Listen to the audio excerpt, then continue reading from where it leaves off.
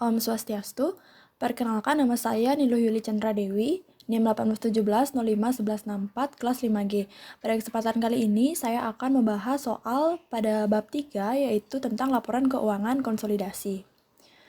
Baik, untuk persingkat waktu langsung saja. Pada soal diketahui yang pertama, pada tanggal 31 Desember 2005, PTA membeli 90% saham biasa dari PTB seharga 10 juta dengan tunai, ditambah dengan 200.000 lembar saham biasa PTA dengan nilai nominal 20 dan nilai pasar 10 juta.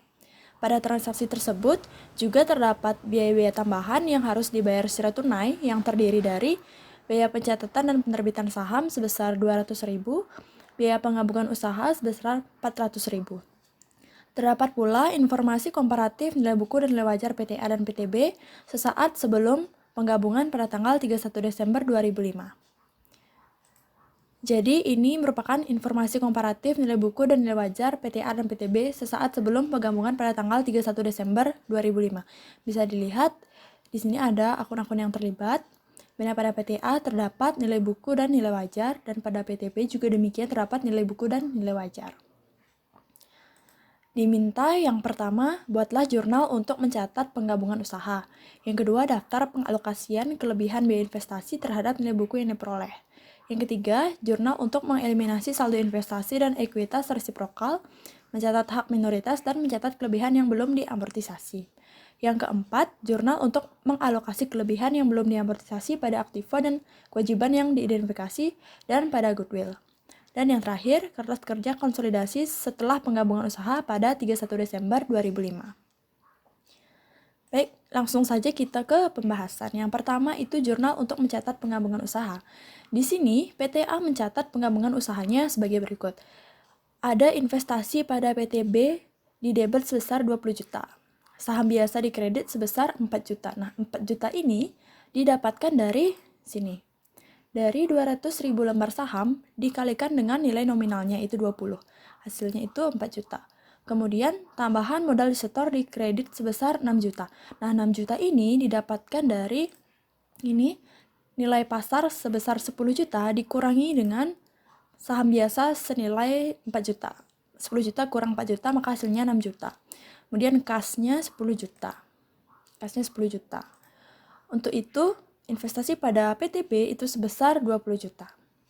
Kemudian, untuk biaya-biaya tambahannya ini juga kita jurnal, yaitu investasi pada PTB di debit sebesar 400.000.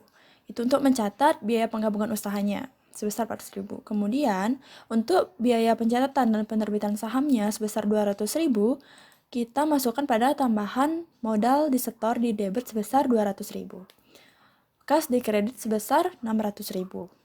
Nah, inilah jurnal untuk mencatat penggabungan usaha dari PTA. Kemudian, ini daftar pengalokasian kelebihan biaya investasi terhadap nilai buku yang diperoleh. Nah, PTA dan 90% kepemilikan pada anak perusahaan. Investasi pada PTB sebesar 20.400. Nah, ini 20.400 ini didapatkan dari investasi pada PTB 20 juta ditambahkan dengan 400.000. Kemudian nilai buku kepemilikan yang diperoleh itu 10.620.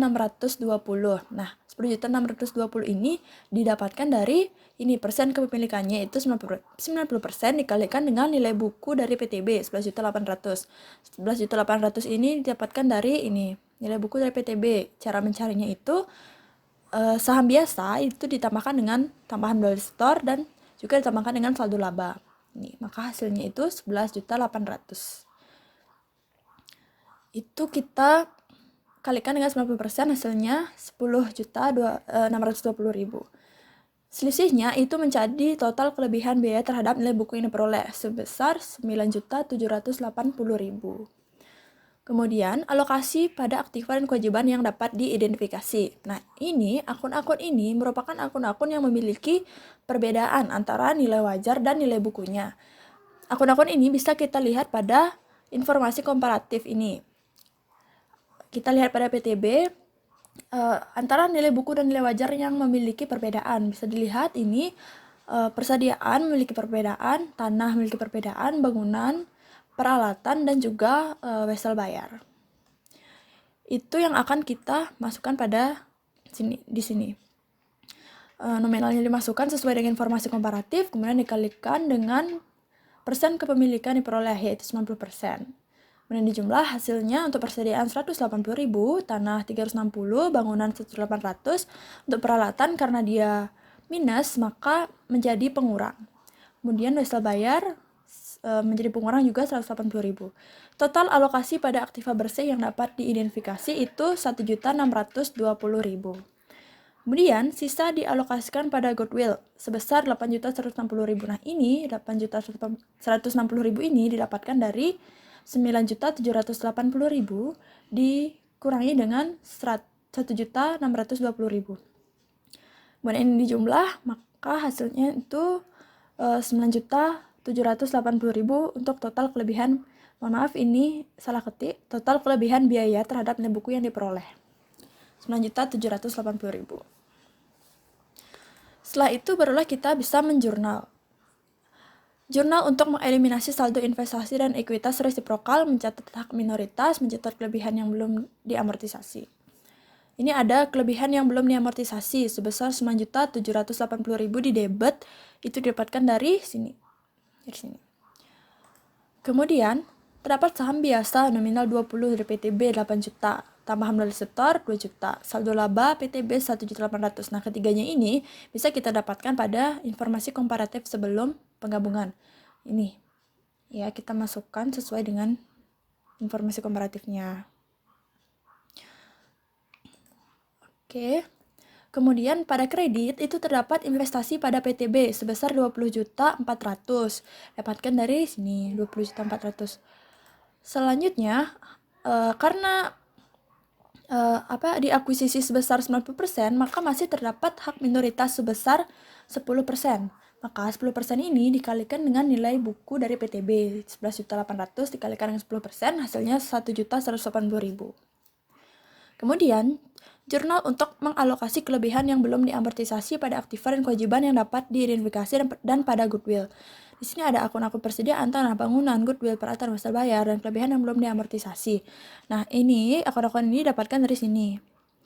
Apabila hasilnya positif, maka ditempatkan pada debit, dan apabila negatif, itu ditempatkan pada kredit, termasuk total kelebihan yang belum diamortisasi. Itu masuk juga pada kredit. Selanjutnya, ini adalah kertas kerja neraca konsolidasi setelah penggabungan usaha tanggal 31 Desember 2005. Bisa dilihat ini akun-akunnya, PPT APTB. Kemudian ini terdapat penerimaan dan eliminasi.